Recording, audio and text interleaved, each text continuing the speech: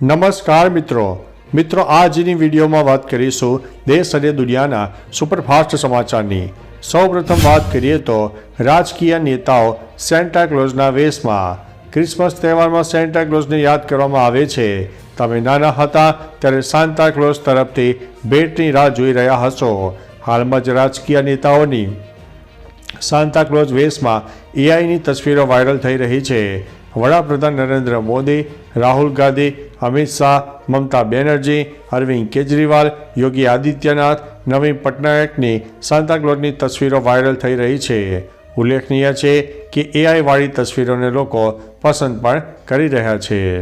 અન્ય મહત્વના સમાચારની વાત કરીએ તો ઈસરોના ચેરમેને કહ્યું છે કે એઆઈ મનુષ્યો માટે ખતરો છે। સમગ્ર વિશ્વમાં એઆઈ આજે ખૂબ જ ચર્ચામાં છે। એઆઈનો વધતો જતો ઉપયોગ હવે ચિંતાનો વિષય બની રહ્યો છે। ઈસરોના ચેરમેન સોમનાથને અમદાવાદ સાયન્સ સિટી ખાતે જણાવ્યું હતું કે એઆઈ ભલે આવનારા સમયમાં તમામ કામગીરી કરશે, પણ તેનામાં માનવતા કે આત્મા નથી। તે ક્યારેય માનવતાનું સ્થાન તો નહીં જ લઈ શકે। જો તે માનવ જેવો બનશે તો મનુષ્ય માટે ખતરો બની જશે। આથી તેનો યોગ્ય રીતે ઉપયોગ કરવો ખાસ જરૂરી છે। અન્ય મહત્વના સમાચારની વાત કરીએ તો અયોધ્યામાં પ્રાણ પ્રતિષ્ઠા મુહૂર્તનો સમય સામે આવ્યો છે।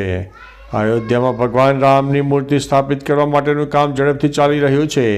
રામ મંદિરનું ઉદ્ઘાટન 22 જાન્યુઆરી 2024ના રોજ વડાપ્રધાન મોદીના વરદ હસ્તે કરવામાં આવશે।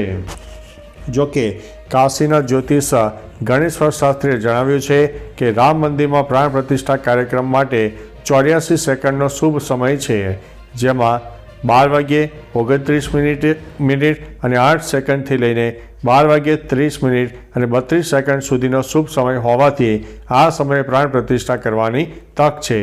તો ચાલો મિત્રો, ફરીથી દેશ અને દુનિયાના સુપરફાસ્ટ સમાચાર લઈને મળતા રહીશો। ત્યાં સુધી અમને રજા આપશો। નમસ્તે।